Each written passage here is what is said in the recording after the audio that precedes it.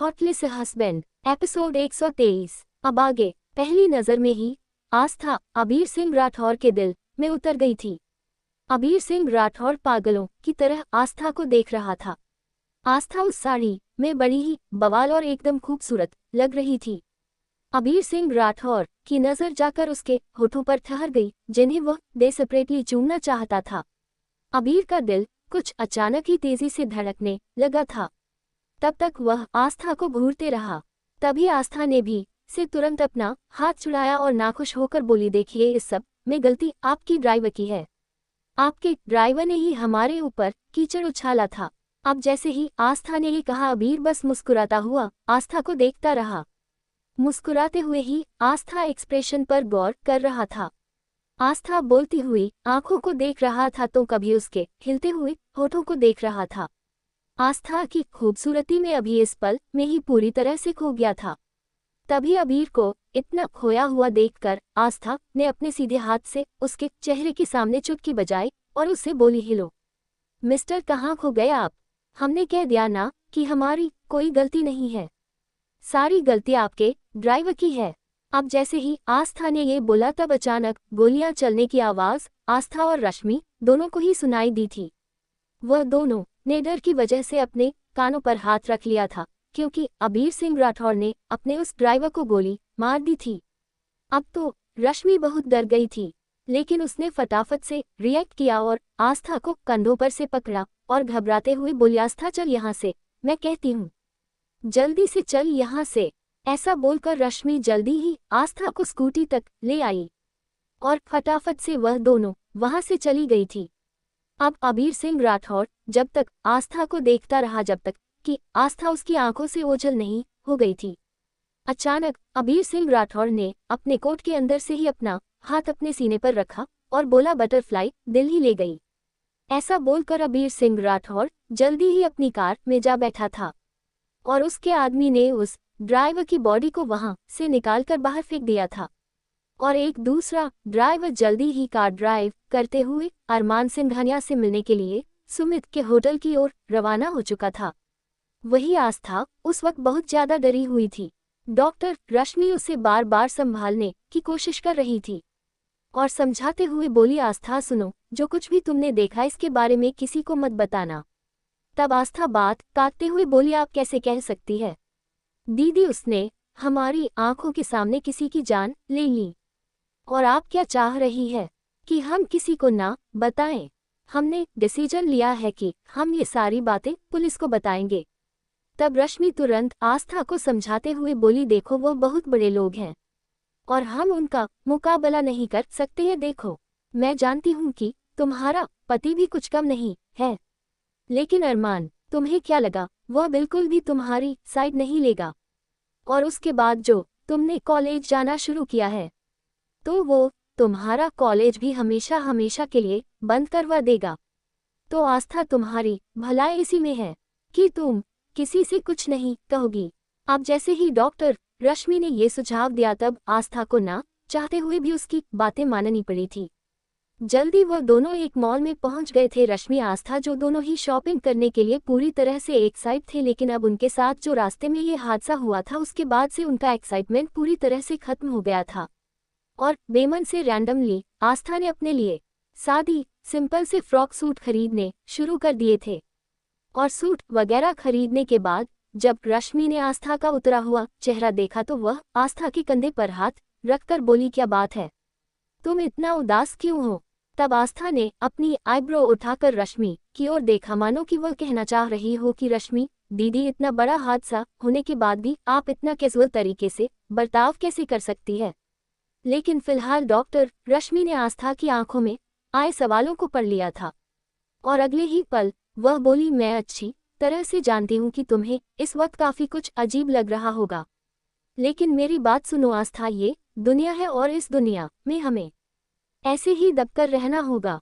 अब तुम अपना मूड ठीक करो और हाँ, मैं एक काम करती हूँ, हम यही पास में सुमित है ना, तुम्हारे सुमित भैया, उनका होटल है, चलो वहां जाकर कुछ अच्छा सा खाते हैं और उसके बाद घर जाएंगे। अब जैसे ही रश्मि ने आस्था का मूड थोड़ा सा ठीक करने के लिए उसे सुमित के होटल में जाने के बाद कहीं सुमित भैया अब आस्था भी अपना मन डाइवर्ट करने लगी और सहमति देते हुए बोली, हाँ हाँ सुमित भैया का होटल है तो हम जरूर देखने जाएंगे। तब डॉक्टर रश्मि बोली थी, लेकिन उससे पहले हम अपना हुलिया थोड़ा सा ठीक कर लेते हैं। जैसा कि तुम देख पा रही हो, तुम्हारे साथ साथ मेरे कपड़ों पर भी काफी ज्यादा कीचड़ लगा हुआ है और मॉल में भी लोग देखो हमें किस तरह से देख रहे हैं, मानो कि हम कैसे वैसे ही उठकर यहाँ आ गए हैं। चलो फटाफट से वॉशरूम में चलते हैं, वहां जाकर थोड़ा सा खुद को क्लीन करते हैं, फिर चलते हैं। अब जैसे ही डॉक्टर रश्मि ने ये कहा, आस्था ने भी अपनी साड़ी की ओर देखा था जो काफी हद तक खराब हो चुकी थी और साथ ही साथ अपनी साड़ी को देख देख कर आस्था को रोना भी आ रहा था, क्योंकि वह उसकी फेवरेट साड़ी थी, क्योंकि वह उसकी माँ की निशानी थी, तो उसे साड़ी के साथ उसका कुछ अलग ही लेवल का अटैचमेंट था। वेल डॉक्टर रश्मि की बात मानकर जल्दी वह दोनों बाथरूम में गई थी और खुद को उन्होंने अच्छे से क्लीन किया था, लेकिन इन सब चक्करों में डॉक्टर रश्मि अपना पर्स वही भूल गई थी और जल्दी वो दोनों वहां जाने लगी थी। वही अरमान के बॉडीगार्ड जो कि आस्था के पीछे पीछे घर से निकले थे, लेकिन जिस वक्त अबीर सिंह राठौर से आस्था का सामना हुआ था उसी वक्त उनकी कार का टायर पंचर हो गया था, जिसकी वजह से वो आस्था को थोड़ी देर के लिए फॉलो नहीं कर पाए थे। लेकिन फटाफट से उन्होंने एक बार फिर आस्था को फॉलो करना शुरू कर दिया था। वहीं दूसरी ओर अरमान सिंघानिया इस वक्त सुमित के ही होटल में वीआईपी सेक्शन में बैठा हुआ था। मारिया टाइगर उसके आजू बाजू खड़े हुए थे, साथ ही साथ सुमित आकाश उसके बराबर में बैठे हुए थे और मारिया और टाइगर के साथ ही ध्रुव और आहान भी खड़े हुए थे। जल्दी ही अबीर सिंह राठौर अपनी पावरफुल पर्सनैलिटी के साथ वहां मौजूद था, साथ ही साथ उसके ड्राइवर उसके बॉडीगार्ड्स उसके आसपास मौजूद थे और अबीर के वहां आते ही बड़े ही टशन से अरमान के सामने कुर्सी खींच कर बैठ गया था। कुछ पल अबीर और अरमान दोनों ने एक दूसरे को देखा था। अगले ही पल दोनों ने एक साथ अपनी आंखों पर चढ़ाए हुए ब्लैक शेड्स उतार कर साइड में रख दिए थे। तब अरमान बोला, अबीर राठौर तो फाइनली तुम्हें आना ही पड़ा अरमान सिंघानिया से मिलने के लिए। लगता है अपने कजिन की लाश देखने के बाद कुछ ज्यादा ही तिलमिला उठे हो तुम। तब अपने कजिन का विवेक का जिक्र करते ही अबीर की नसें तन गई थी और वह अरमान की ओर देखकर गुस्से से घूरते हुए बोला, तुमने बिल्कुल ठीक कहा अरमान सिंघानिया, अपने कजिन की लाश देखने के बाद वाकई मुझे बहुत बुरा लगा था और तुमने बहुत बड़ी चोट दी है मुझे। लेकिन फिर मुझे तुम्हारे इन दो दोस्तों का ख्याल आया, जिसमें तुम्हारा एक कजिन आहान सिंघानिया है और साथ ही साथ ध्रुव है। मैंने डिसीजन लिया है कि विवेक की जान के बदले में ध्रुव और आहान की जान लूंगा। अब जैसे ही अबीर ने उनके अरमान के ठीक सामने बैठे बैठे ध्रुव और आहान को जान से मारने की धमकी दी, आहान और ध्रुव दोनों ही आगे आए और तुरंत उन्होंने अबीर का गला पकड़ लिया था और अबीर ने जल्दी ही अपने मजबूत हाथों से दोनों के हाथों को एक ही पल में ही अपने गले पर से हटाकर उन्हें उनकी कमर से लगा दिया और वार्निंग देते हुए बोला, तुम दोनों बच्चे हो, अभी मेरे सामने ज्यादा उछलने की कोशिश मत करना, वरना जो कुछ होगा उसके जिम्मेदार तुम दोनों होंगे। ऐसा बोलकर अबीर ने सीधे सीधे आहान और ध्रुव को धमकी दी थी और वही ध्रुव और आहान दोनों ही बुरी तरह से झल्ला उठे थे और अरमान की ओर देखकर बोले, भाई बस एक बार हुक्म कीजिए, हम अभी और इसी वक्त इसकी जान लेना चाहते हैं। तब अरमान ने अपना हाथ आगे करके उन दोनों को रोका और बोला, रिलैक्स बॉयज। अरमान की बात सुनकर आहान और ध्रुव दोनों ही उसके आसपास खड़े हो गए थे। वही मारिया और टाइगर दोनों सपाट और बिल्कुल भावहीन चेहरे के साथ अबीर सिंह राठौर को देख रहे थे। वही अबीर की नजरें जाकर मारिया पर ठहर गई थी और वह उसे बोला, वाह मारिया मिस अंडरवर्ल्ड क्वीन, आप यहाँ what a place in surprise. आपको पता है मारिया, जब मुझे इस बात के बारे में पता चला कि डेविड का किडनैप हो गया है तभी मैं समझ गया था कि जरूर आपने ही अपने प्यार को मौत के मुंह में धकेल दिया, मानना पड़ेगा।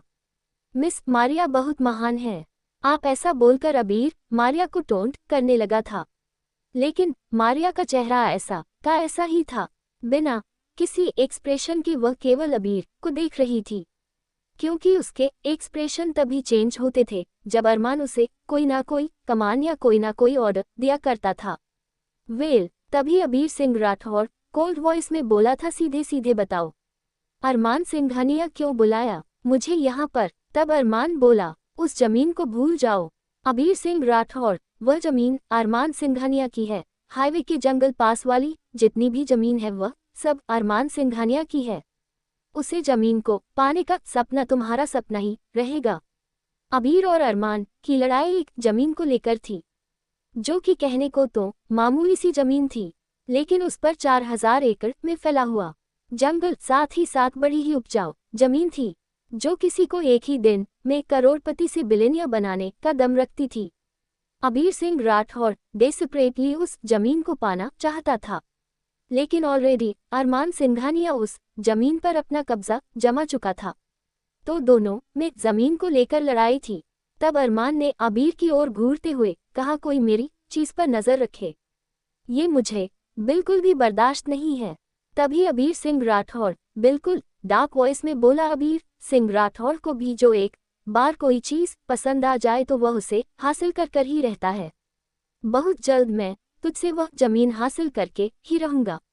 ऐसा कहकर अबीर अचानक से उठ खड़े होते हुए बोला, अगर तुमने मुझे यहाँ यही कहने के लिए बुलाया है कि मैं उसे जमीन से पीछे हट जाऊं, तो ये तुम्हारी गलतफहमी है। अरमान सिंघानिया, उस जमीन के लिए ना जाने कितने अपनों को मैंने खो दिया, और तुम्हें क्या लगता है कि अब इस मुकाम पर आकर मैं पीछे हट जाऊंगा? नहीं, बहुत जल्द घुटनों के बल बैठकर वह जमीन तुम मुझे दोगे। ऐसा कहते हुए अबीर सिंह राठौर अरमान की इंसल्ट कर रहा था, जो कि अब आकाश और सुमित के बस से बाहर हो गई थी, और वह तुरंत उठ खड़े हुए और वार्निंग देते हुए बोले, अपनी हद में रहो अबीर सिंह राठौर, शायद तू भूल रहा है कि तो इस वक्त डेविल किंग से बातें कर रहे हो।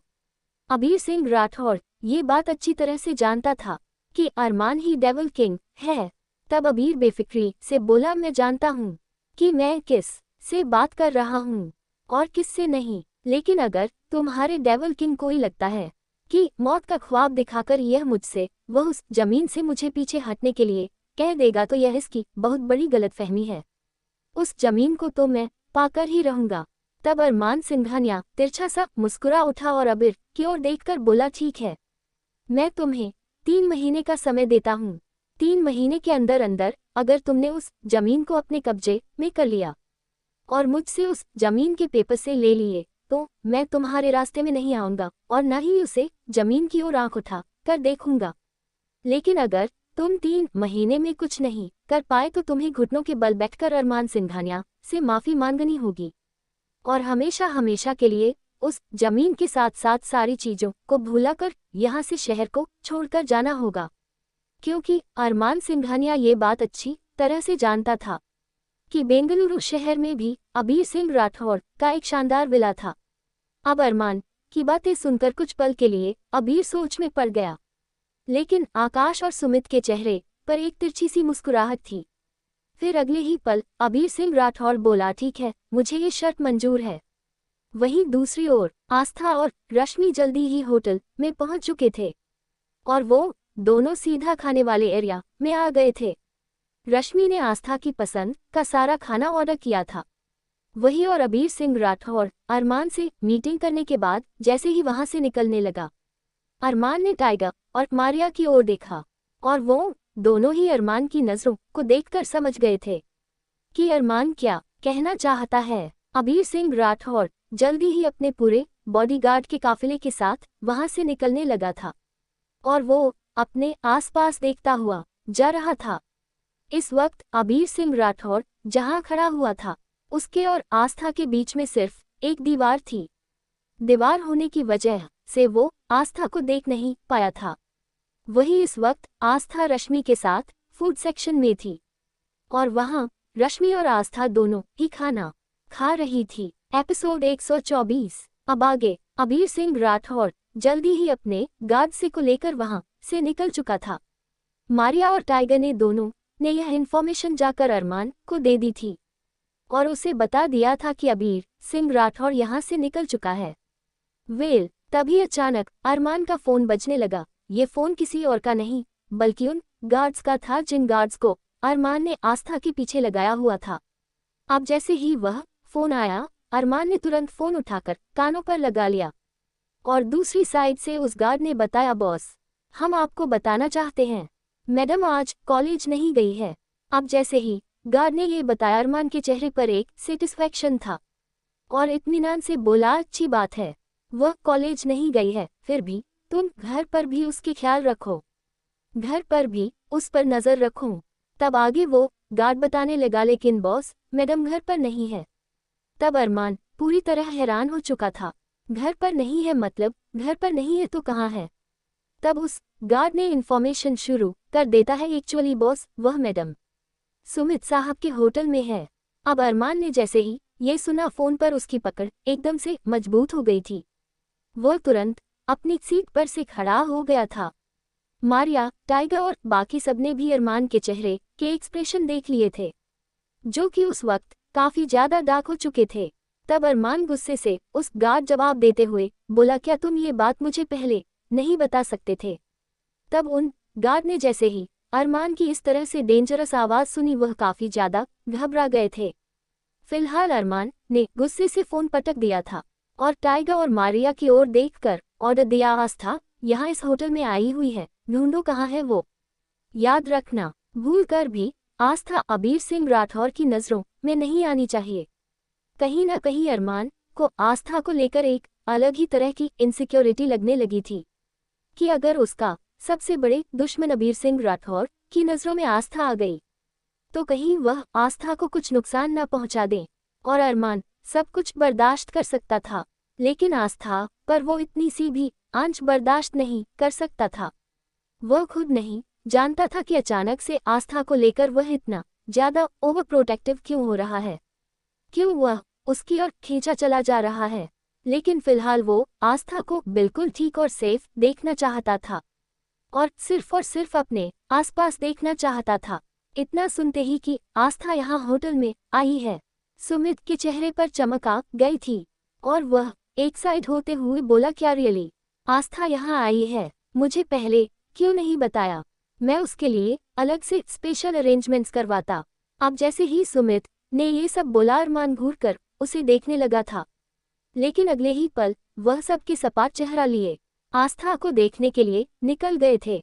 वहीं दूसरी ओर अब तक आस्था और रश्मि ने आज काफी सारा फूड ऑर्डर किया था और उन्होंने खाना भी शुरू कर दिया था।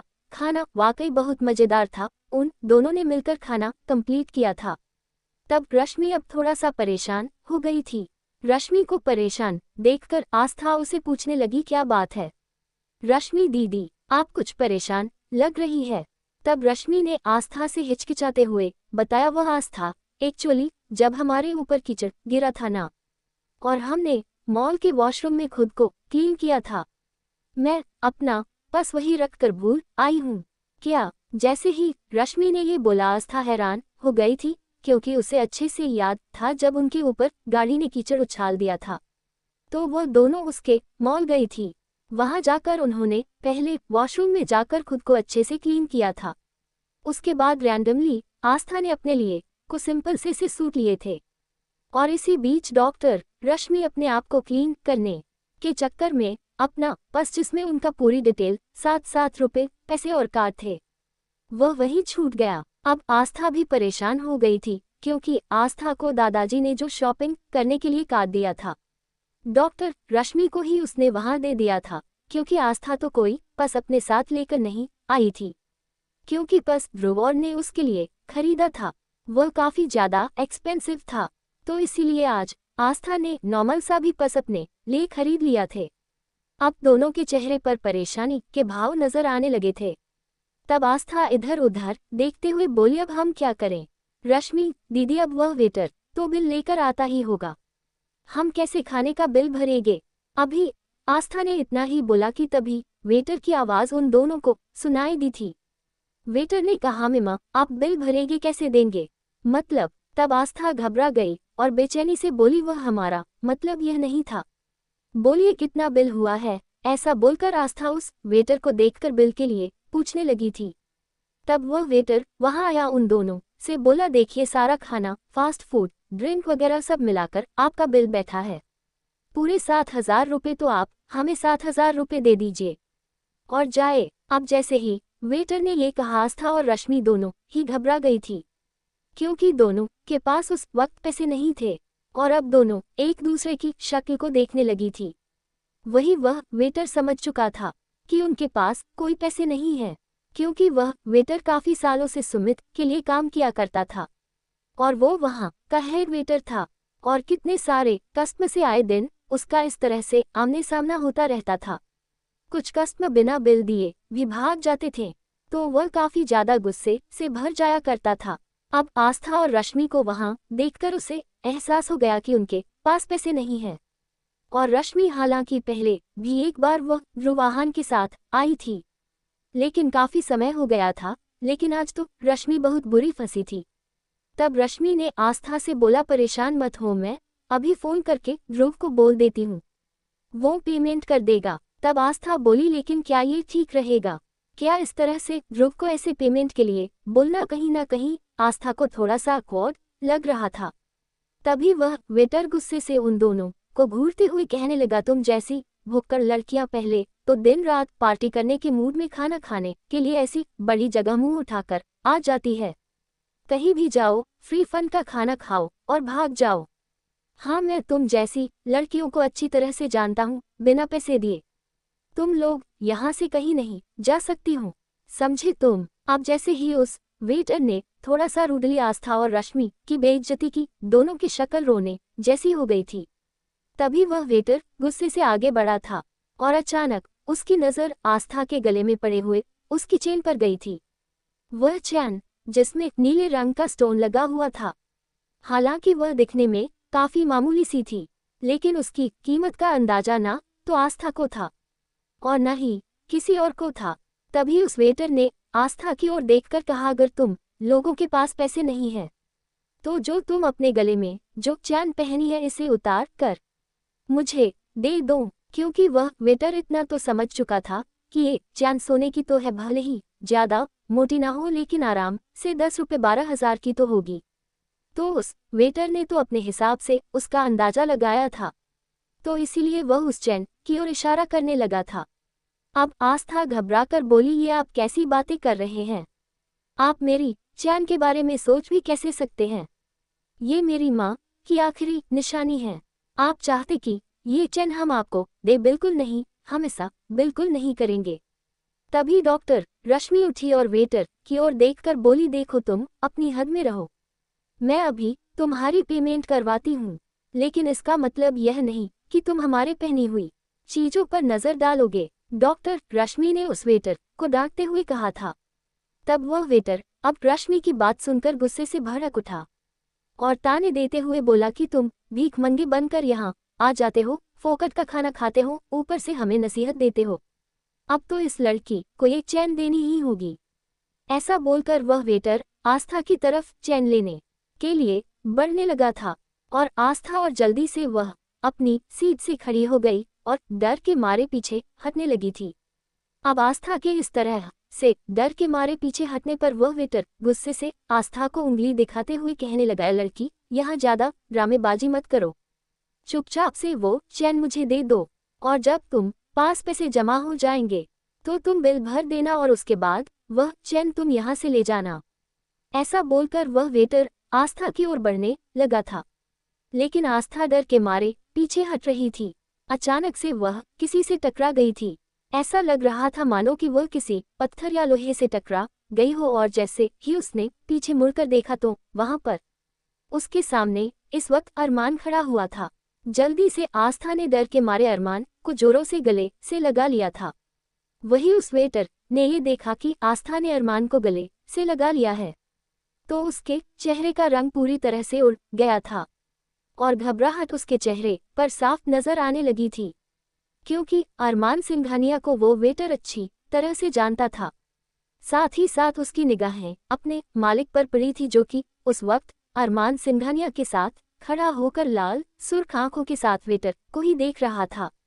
तभी आस्था रोते हुए अरमान के गले लगाते हुए बोली, प्लीज प्लीज हमारी मदद कीजिए, ये हमारी चैन लेना चाहते हैं, वो हमें बहुत प्यारी है, हम अपनी चैन किसी को नहीं देंगे। ऐसा बोलकर आस्था बस रोए जा रही थी। वही आकाश की नजरें रश्मि पर जाकर ठहर गई थी, जिसकी आंखों में उस वक्त आंसू थे। रश्मि की आंखों में आंसू देखकर आकाश की शोल्डर तक की नसें पूरी तरह से तंग गई थी और वह उस वेटर को खा जाने वाली नजरों से घूर रहा था। वह वेटर जो थोड़ी देर पहले आस्था और रश्मि के साथ बदतमीजी कर रहा था, अब तो उसकी हालत बहुत ज्यादा खराब हो चुकी थी। उसकी टांगें कांपने लगी थी, क्योंकि अरमान सिंघानिया के बारे में वह अच्छी तरह से जानता था, और साथ ही साथ जो कि उसका बॉस जो खुद अरमान सिंघानिया के सामने सर झुकाता था, वह भी उसके साथ था। तो अब तो उस वेटर की घींकी बंद गई थी। उसने अपने दोनों हाथों को जोड़ लिया था, लेकिन तब तक आकाश आगे बढ़ चुका था और आगे बढ़कर उस वेटर का सर पकड़कर उसे उस खाने के टेबल पर जोरों से देकर मारना शुरू कर दिया था। वही आस्था ने जैसे ही उस वेटर के चीखने चिल्लाने की आवाजें सुनी, वह तुरंत अरमान से दूर हटकर खड़ी हुई। वही अरमान आस्था को देख रहा था। आस्था की आंखें रोने की वजह से काफी ज्यादा सूज गई थी। उसकी आंखों को देखकर साफ लग रहा था कि वह अब से पहले भी रोई है। अरमान का दिल बहुत ही ज्यादा दुख रहा था, क्योंकि आस्था की आंखों में आंसू उसे अब अचानक से ही तकलीफ देने लगे थे। उसे खुद नहीं पता था कि आस्था के साथ ही उसे कैसा एहसास हो रहा है, लेकिन ये बात तो सच थी कि अरमान सिंघानिया आस्था सिंघानिया के प्यार में पड़ चुका था। न केवल प्यार में, बल्कि वह उसकी और पूरी तरह से ऑब्सेस हो गया था। इसीलिए आस्था की आंखों में जिसने भी आंसू दिए, वह उसे कोई आसान मौत तो बिल्कुल भी नहीं देने वाला था। वही डॉक्टर रश्मि जो कि आकाश का हैवान वाला रूप देख रही थी और उस वेटर को बेदर्दी से मारते हुए देख रही थी, तो वह जोरों से चीखने लगी थी और आकाश को उसे छोड़े जाने की गुहार लगाने लगी थी। तब आस्था रश्मि के पास जाना चाहती थी, लेकिन अरमान ने आस्था की कमर पर अपनी पकड़ बहुत मजबूत कर ली थी। इतना ही नहीं, अरमान के हाथ आस्था की कमर में काफी ज्यादा चुभ रहे थे और उसे ऐसा लग रहा था मानो कि अरमान इस वक्त अपना एंगर कंट्रोल करने की कोशिश कर रहा हूं। तब डॉक्टर रश्मि की चीखने चिल्लाने रोने की आवाज सुनकर आकाश अपनी सेंस में वापस आया और वह फटाफट से रश्मि की ओर जाने लगा था, लेकिन उससे पहले ही ध्रुव और आहान रश्मि के पास आ गए थे और आहान ने ध्रुव रश्मि को अपने गले से लगाते हुए कहा, शांत हो जाओ, कुछ नहीं हुआ है, और उस वेटर ने आपके साथ और भाभी के साथ बदतमीजी की है तो उसकी सजा तो उसे मिलेगी ना, तो आप क्यों परेशान हो रहे हो?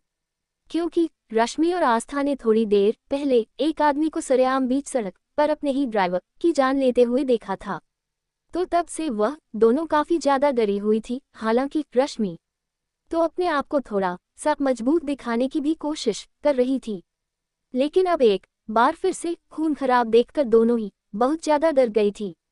आहान को रश्मि के पास देखकर आकाश को बिल्कुल भी अच्छा नहीं लगा था और वह केवल उन्हें घूरता रहा, लेकिन आहान रश्मि को दीदी कहता था। लेकिन फिर भी आकाश को भी रश्मि के आसपास किसी का होना पसंद नहीं आया था, लेकिन वह जाकर सीधे सीधे आहान को रश्मि के पास से हटा भी नहीं सकता था, क्योंकि उसका ऑरा उसे इस बात की इजाजत नहीं देता था। अब आस्था जिसने अपना सर एक बार फिर अरमान के सीने में छुपाया हुआ था, क्योंकि आकाश उस वेटर को बड़ी बुरी तरह से मार रहा था।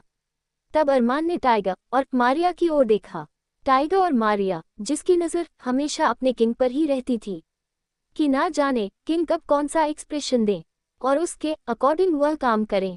तब अरमान की नज़रें समझकर टाइगर और मारिया जल्दी ही उस वेटर को लेकर वहां से बाहर चले गए थे। आगे की स्टोरी के लिए कमेंट कीजिए।